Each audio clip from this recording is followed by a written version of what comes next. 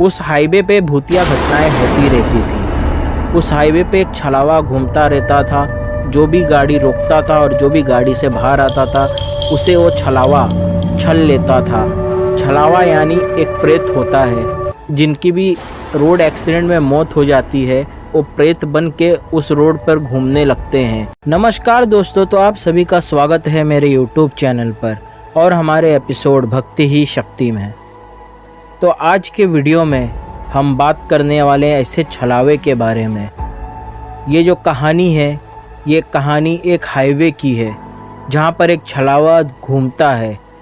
तो ये कहानी है हाईवे का धोखा, एक छलावे की।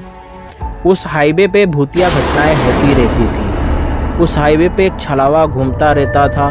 जो भी गाड़ी रोकता था और जो भी गाड़ी से बाहर आता था उसे वो छलावा छल लेता था। छलावा यानी एक प्रेत होता है, जिनकी भी रोड एक्सीडेंट में मौत हो जाती है, वो प्रेत बन के उस रोड पर घूमने लगते हैं। जितने भी रोड एक्सीडेंट होते हैं उनमें अब ज़्यादातर माना जाता है कि ये सारे रोड एक्सीडेंट छलावे की वजह से ही होते हैं। ज़्यादा कोई इसके बारे में बात नहीं करता, बस यही कहते हैं कि रोड एक्सीडेंट हो गया। इसकी न्यूज़ आती है कि रोड एक्सीडेंट हो गया, लेकिन उसके पीछे का कारण बहुत से लोग नहीं जानते। तो ये कहानी भी कुछ इसी प्रकार की है।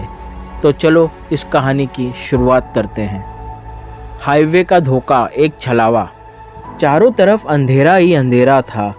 अमावस्या की रात थी। नयन तेजी से गाड़ी चलाए जा रहा था।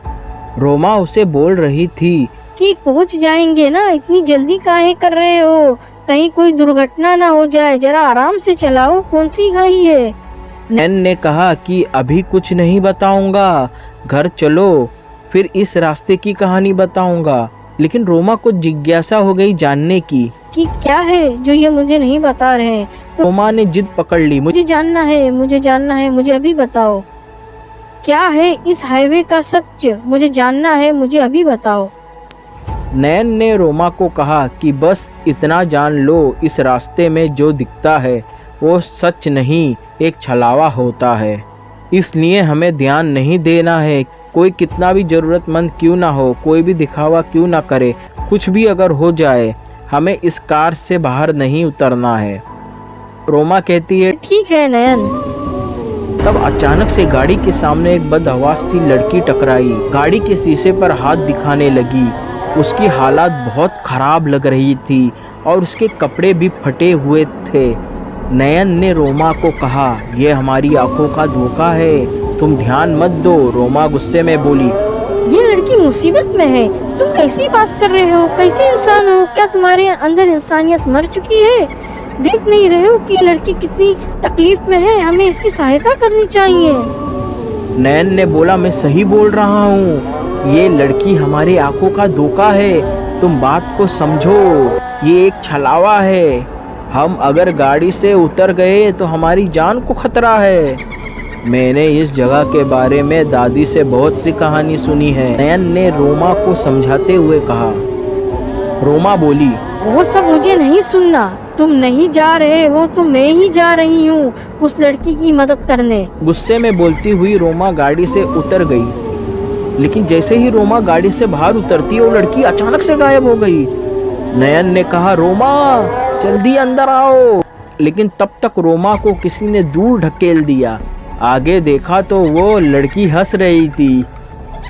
रोमा उठ नहीं पा रही थी। इधर नयन गाड़ी से निकल नहीं पा रहा था। नयन बहुत ट्राई कर रहा था गाड़ी से बाहर निकलने की। गाड़ी के डोर पे हाथ पैर मार रहा था, लेकिन वो कितनी भी कोशिश कर रहा था वो गाड़ी से बाहर नहीं निकल पा रहा था। लग रहा था कोई बाहर से गाड़ी को जोर से दबोचे हुआ है। अब नयन का दिमाग काम नहीं कर रहा था कि क्या करें।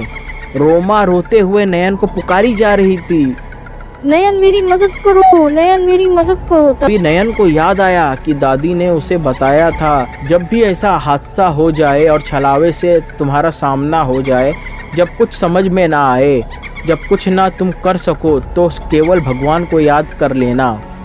उसने तुरंत अपना फ़ोन निकाला और महामृत्युंजय मंत्र लगा दिया। फिर भगवान को याद करके और महामृत्युंजय मंत्र का जाप करते हुए उसने गाड़ी की डोर को धक्का दिया। उसे लगा कि जैसे दादी उसके पास खड़ी है।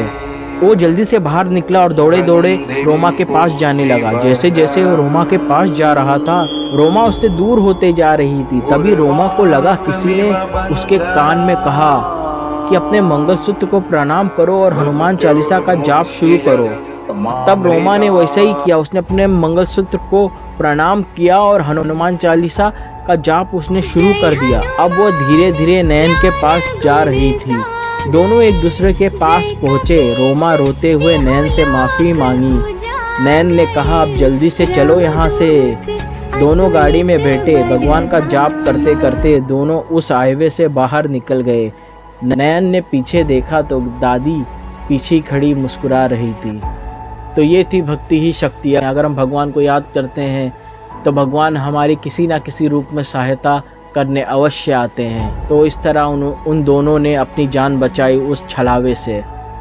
अगर हम किसी भी मुसीबत में पड़े हों और हम भगवान को याद करते हैं तो भगवान हमारी किसी ना किसी रूप में सहायता करते हैं, या वो किसी को हमारी सहायता के लिए अवश्य भेज देते हैं जो हमें उस संकट से बाहर निकाल देता है। तो ये थी वो कहानी। उम्मीद करता हूँ आपको ये कहानी पसंद आई होगी। अगर आपको ये कहानी पसंद आई, इसे लाइक करना, हमारे चैनल को सब्सक्राइब करना और इस कहानी को ज़्यादा से ज़्यादा शेयर करना। जय बजरंगबली, जय श्री राम, हर हर महादेव।